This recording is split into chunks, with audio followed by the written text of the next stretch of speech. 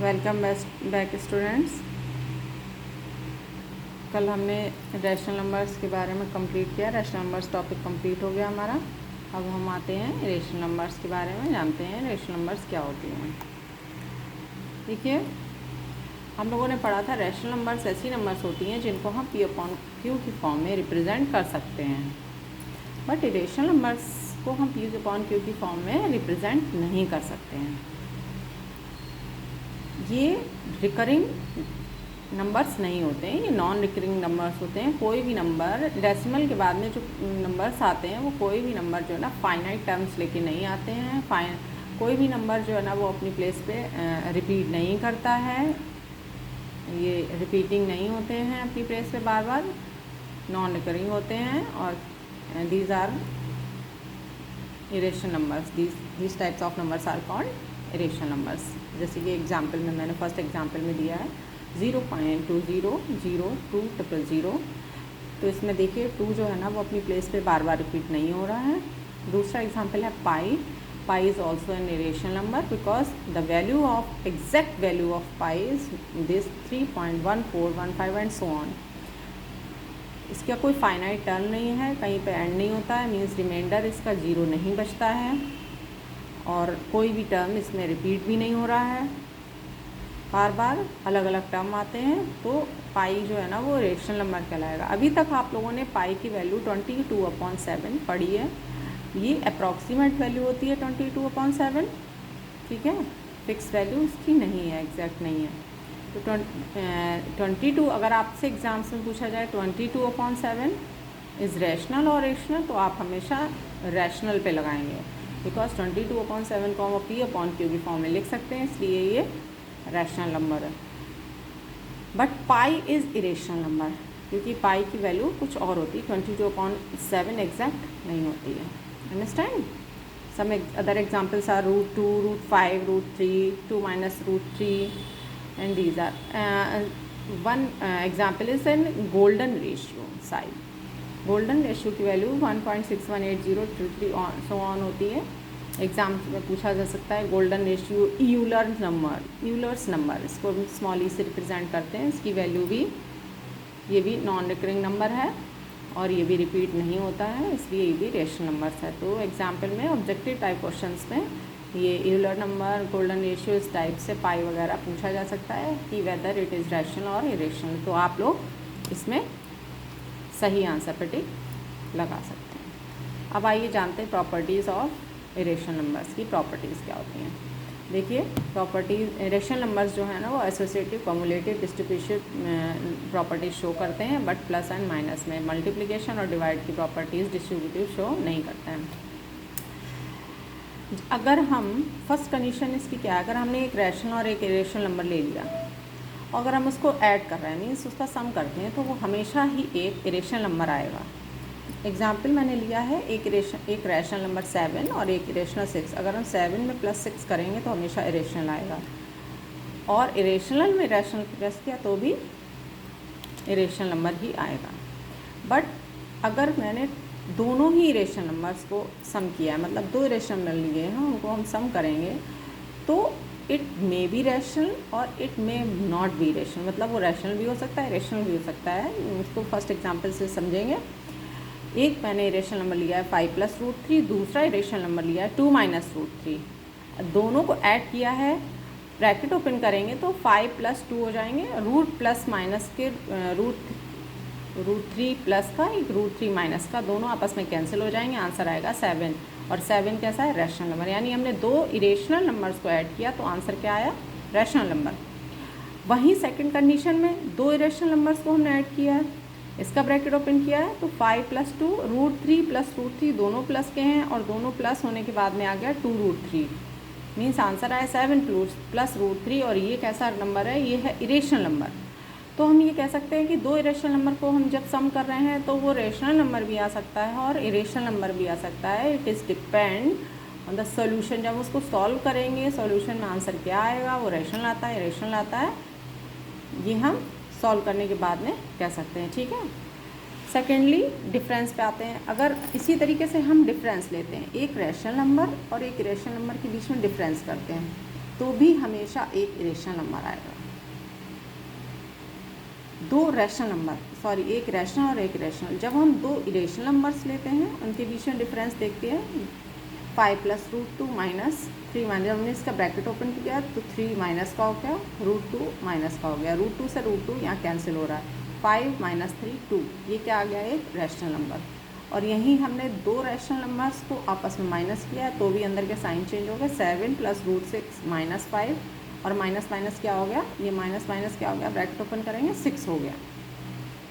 ठीक है, ये 6 प्लस का √6 प्लस का √6 प्लस का 2 √6 हो गया, 7 से 5 माइनस हो गया 2, तो 2 + 2 √6, इसको हम 2 कॉमन अगर ले लेंगे तो अंदर ब्रैकेट में बचेगा 1 + √6, ये भी क्या हो गया एक इरेशनल नंबर आ गया। तो देखते हैं जैसे सम में हुआ, सम में हमने देखा, एडिशन में देखा कि दो इरेशनल नंबर्स को जोड़ा तो रैशनल भी आया, इरेशनल भी आया। इसी तरीके से दो इरेशनल नंबर्स का जब हम डिफरेंस करेंगे यानी कि उनका सब्ट्रैक्ट करेंगे तो भी रैशनल भी आ सकता है और इरेशनल भी आ सकता है। गॉट इट, ये चीज़ समझ में आ गई, क्लियर हो गई।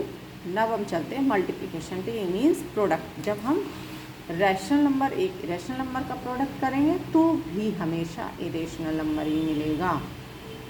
3 है रैशनल, √2 इरेशनल, दोनों का हमने मल्टीप्लिकेशन किया, 3 √2 आया, इधर √11 5 का किया तो 5 √11 आया, जो कि दोनों ही एक इरेशनल नंबर हैं। लेकिन अगर हम दो इरेशनल नंबर्स लेते हैं तो इट मे बी इरेशनल और नॉन रैशनल भी आया है और इरेशनल भी। फर्स्ट कंडीशन में √2 का मल्टीप्लाई किया, आंसर 2 आ गया रेशनल। जब हमने √5 और √2 का किया तो आंसर आया √10, जो कि कैसा है, इरेशनल नंबर्स। क्लियर। क्वेश्चन यानी हम डिवीज़न में क्या करते हैं, डिवीज़न में देखते हैं। जब हमने एक रैशनल और एक इरेशनल नंबर का आपस में डिवीज़न किया तो भी कैसे नंबर्स आ रहे हैं, irrational numbers, always get irrational numbers. और वहीं अगर 2 इरेशनल नंबर्स का हमने आपस में डिवाइड किया तो √3 से √3 कैंसिल आ गया, 4 एक रैशनल आया, और वहीं √2 ऊपर है, √3 नीचे है, तो आंसर क्या आ गया, एक इरेशनल, आपस में कैंसिल नहीं हो रही, इट इज़ इरेशनल।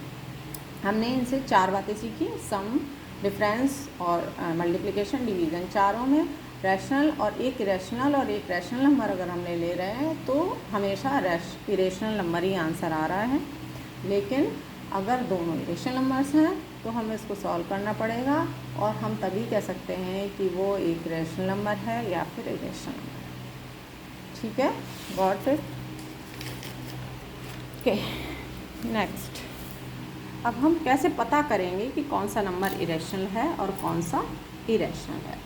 जैसे कि √9 है, फर्स्टली हमने लिया √9, इसको हमने सॉल्व किया, √9 को 3 × 3 लग सकते हैं, 3 बाहर आ गया तो हम कह सकते हैं ये रेशनल नंबर है। सेकंड एग्जांपल 9/3 √3, मैं √3 से ऊपर नीचे मल्टीप्लाई कर दिया तो ये 9 √3 हो गया।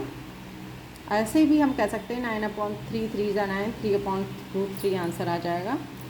इसको हमने अगर यहाँ पे कैंसिल कर दिया होता है, 3 × 9, 3 बन जाता तो 3/√3, ये किसी से कैंसिल नहीं हो रहा है, आंसर इसका √3 आएगा, तो ये कैसा है, इरेशनल नंबर ही आएगा। थोड़ा बड़ा एग्जांपल ले लिया हमने, 5 - √2, 5 + √2, दोनों का मल्टीप्लिकेशन करेंगे तो 5 का 5 में 5 5 25, फिर 5 का √2 में किया तो 5 √2, फिर -5 √2 और माइनस प्लस माइनस √2 का मल्टीप्लाई होकर आ गया 2, प्लस माइनस के 5 √2 कैंसिल हो गए, 25 से 2 माइनस हो गया, आ गया आंसर 23, विच इज़ रैशनल। अब हम कह सकते हैं कि ये रैशनल है। इसको देख के हम नहीं बता सकते ये रैशनल है या इरेशनल है। जब हमने इसको सॉल्व किया, आंसर आया, तब हम कह सकते हैं ये रैशनल है या इरेशनल है। नेक्स्ट एक और एग्जाम्पल हमने लिया है, ये एग्जाम्पल हमने लिया है, 9 को हमने 3 × 3 लिखा है, 27 को ऐसे लिखा है, कैंसिल करने के बाद में 1/√3 आया, जैसे कि ऊपर आया था 3/√3।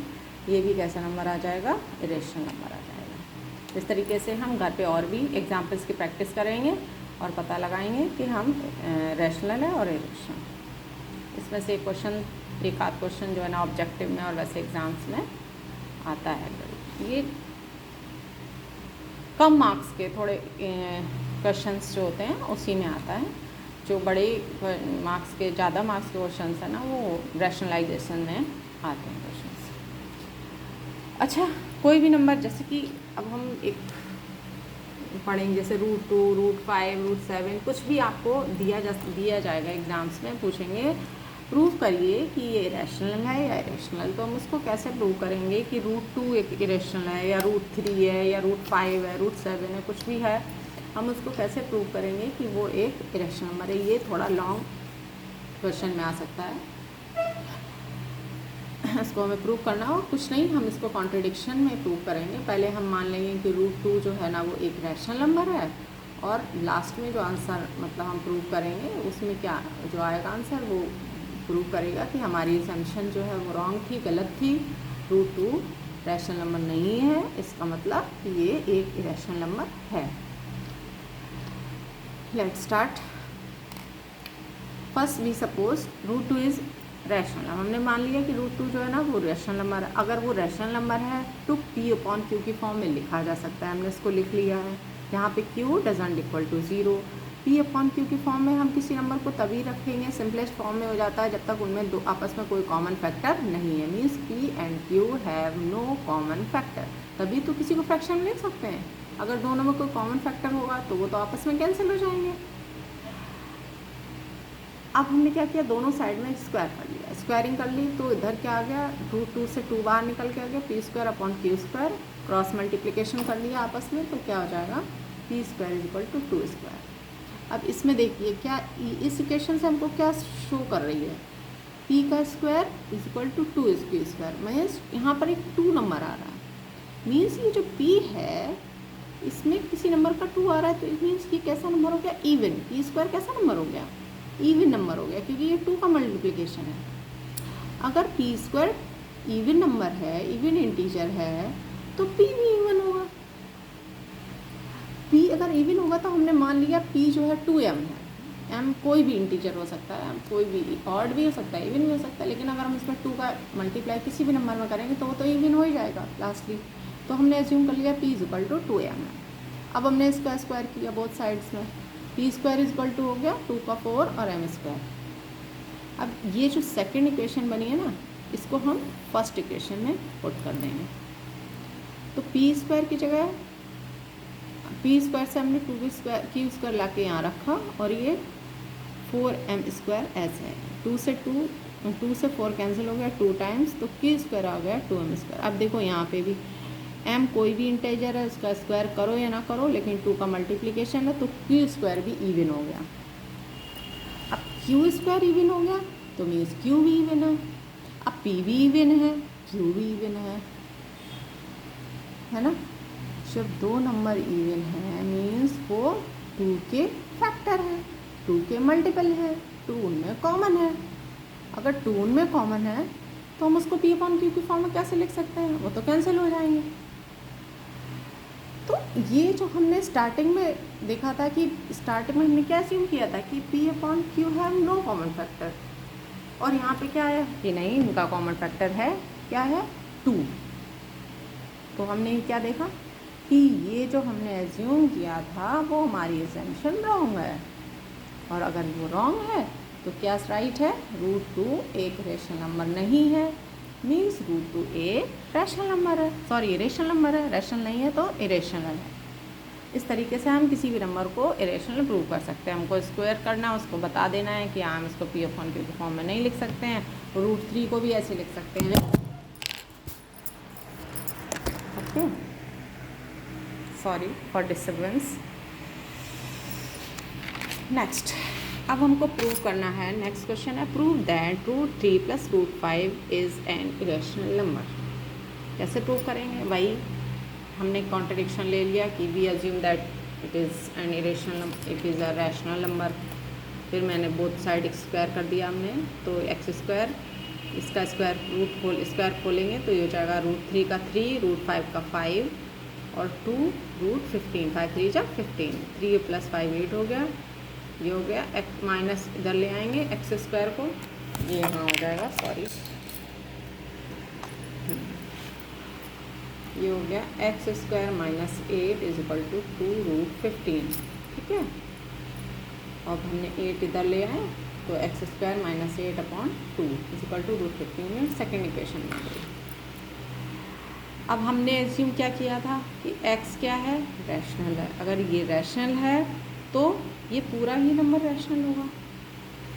ये क्योंकि 8 और 2 तो वैसे भी ऑलरेडी रैशनल है, ये भी रैशनल है, तो पूरा पोर्शन कैसा हो गया, रैशनल। अगर ये रैशनल है तो वो इरेशनल के इक्वल कैसे हो सकता है, मीन्स √15 के इक्वल कैसे हो सकता है, क्योंकि लेफ्ट साइड और राइट साइड तो इक्वल बता रहे हैं, लेकिन यहाँ पे तो इक्वल हो ही नहीं रही, क्योंकि लेफ्ट साइड में आ रहा है इरेशनल और रैशनल, और राइट साइड में आ रहा है इरेशनल, दोनों इक्वल नहीं है, मीन्स हमारी असम्पशन गलत है। और √3 + √5 रैशनल नंबर नहीं है, मीन्स ये भी क्या हो गई, प्रूव इरेशनल नंबर। ठीक है, तो इस तरीके से हम किसी भी नंबर की रैशनलिटी देख सकते हैं कि वो रैशनल है या रैशनल नहीं है। ठीक है, नंबर्स हैं तो हम उनको सॉल्व कर सकते हैं, और रूट में है तो हम उसको इस तरीके से प्रूव कर सकते हैं। अब नेक्स्ट हम बताएंगे, फाइंड करेंगे कि जैसे हमने रैशनल नंबर्स में 2 नंबर्स के बिटवीन रैशनल नंबर्स फाइंड किए थे कि कोई भी 2 नंबर दे दी तो उनके बीच में 1, 2, 3 कोई भी रैशनल नंबर्स फाइंड करिए। इसी तरीके से इरेशनल नंबर्स में भी हम कोई 2 नंबर दिए, उनके बीच में इरेशनल नंबर्स को कैसे फाइंड करते हैं। देखिए, रैशनल नंबर्स में एक फार्मूला था x + y/2। अगर हमें 2 रैशनल नंबर्स दी गई हैं, उनके बीच में कोई रैशनल नंबर फाइंड करनी है, तो हमने उसको प्लस करके,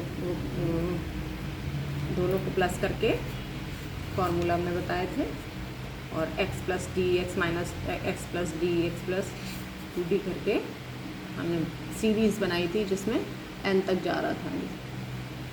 अब इरेशनल नंबर्स में कैसे फाइंड करेंगे। इरेशनल नंबर में अगर कोई भी 2 नंबर हमको दिए x और y, हमें इनके बीच में इरेशनल नंबर्स फाइंड करना है, तो कैसे फाइंड करेंगे, अंडर रूट लगा देंगे और दोनों नंबर्स का मल्टीप्लाई कर देंगे।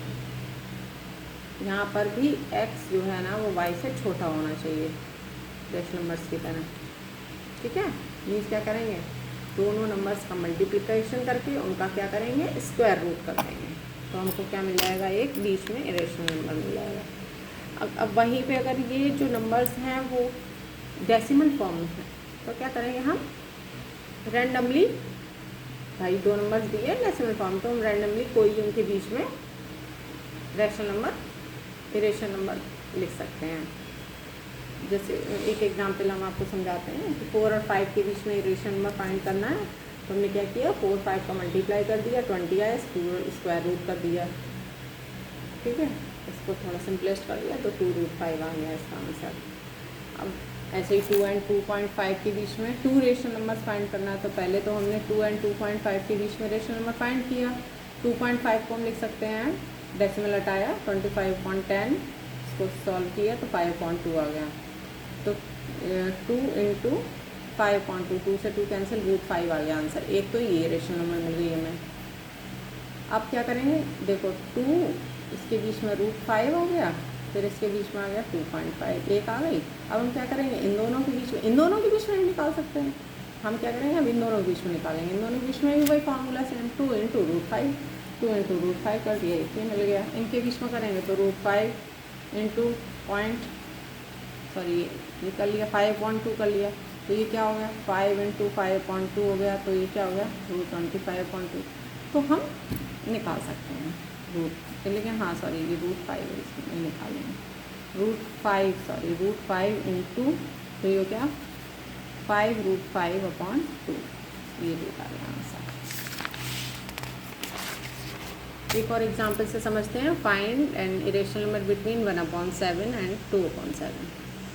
1/7, देखिए 7 का हमने 1 में डिवाइड देंगे तो कैसे आंसर आएगा, पॉइंट लगाएंगे, 0 बढ़ाते जाएंगे, डिवाइड करते जाएंगे, 0 बढ़ाते जाएंगे, डिवाइड देते जाएंगे, 0 बढ़ाते जाएंगे, डिवाइड देते जाएंगे, फाइनली 10 - 7 से स्टार्ट होगा, लास्ट में 10 - 7, मतलब फिर से वही स्टार्ट हो जाएगा।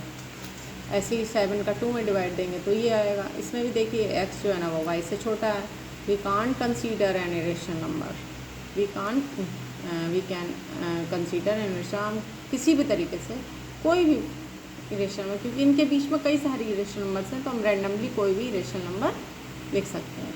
जैसे 0.1 है, 14 है, तो हमने 0.5 के बाद में कुछ भी ले लिया, 0.16, 0.17, 0.18, 191, मतलब 0.27 तक हम कोई भी इरेशनल नंबर्स बीच में लिख सकते हैं। ठीक है, तो अभी क्या है ना कि ये जो मैंने आपको एग्जाम्पल्स समझाया है ना, उनको आप घर में प्रैक्टिस करिएगा। और मैं छोटी छोटी वीडियोस इसीलिए बना रही हूँ क्योंकि एक बार में बहुत सारे कॉन्सेप्ट क्लियर नहीं होते हैं। एक बार में ही हम आपको बहुत सारी चीज़ें बता देंगे तो आप पहले वाली भूल जाएंगे, सारी मिक्सअप हो जाती हैं। इसलिए छोटे छोटे पार्ट्स में बताते हैं तो आप लोग बोर भी नहीं होते हैं और आप लोगों की प्रैक्टिस भी हो जाती है। जैसे मैंने आज कुछ चीज़ें बताई, उनको घर में बैठ के आप प्रैक्टिस करिए, फिर वो क्लियर हो जाएंगी तो नेक्स्ट टॉपिक पढ़ेंगे, फिर आपके वो क्लियर हो जाएंगे। ऐसे छोटे छोटे पोर्शंस पे आप एक दिन में ही कर सकते हैं। जैसे अभी आपने ये 10-15 मिनट इसको रिवाइज़ कर लिया, इसका आपने प्रैक्टिस कर ली, फिर 2-4-6 घंटे बाद आपका फिर से पढ़ना, नेक्स्ट टॉपिक आपने पढ़ा, उसको रिवाइज़ किया, इसीलिए। और अब मैं 1-2-3 घंटे की एक बार में ही ख़त्म कर दूँ तो क्या होता है ना, थोड़ा सा वीडियो देखने के बाद में हम बोर हो जाते हैं, फिर हमारा मन भी नहीं लगता और पूरा कॉन्सेप्ट भी नहीं क्लियर होता है। ऐसे कहना कि छोटे छोटे स्टेप्स में हमारा एक एक कॉन्सेप्ट अच्छी तरीके से क्लियर भी हो जाएगा, तो एग्ज़ाम से हमको प्रॉब्लम नहीं होती है और हमको प्रैक्टिस करने में भी प्रॉब्लम नहीं होती है। ओके, तो अभी रेशनल नंबर्स में आपको मैं कल बताऊंगी कि नंबर लाइन में रेशनल नंबर्स को कैसे शो करते हैं। ठीक है, रेशनल नंबर्स को नंबर लाइन में कैसे शो करते हैं वो एक छोटे से वीडियो में मैं ख़त्म कर दूँगी। ठीक है, उसके बाद में एक्सपोनेंट्स और रैशनलाइजेशन बचेगा, तो वो भी आपको एक वीडियो में वो कवर करवा देंगे धीरे धीरे। थोड़ा सा एक छोटा सा टॉपिक और रह जाएगा इरेशनल नंबर का नंबर लाइन में, वो मैं थोड़ी सी वीडियो में आपको समझा दूँगी। उसके बाद रैशनलाइजेशन अच्छे से समझाऊँगी क्योंकि इसके और एक्सपोनेंट्स इसके क्वेश्चंस बहुत ज़्यादा एग्जाम्स में पूछे जाते हैं। ओके, तब तक के लिए बाय।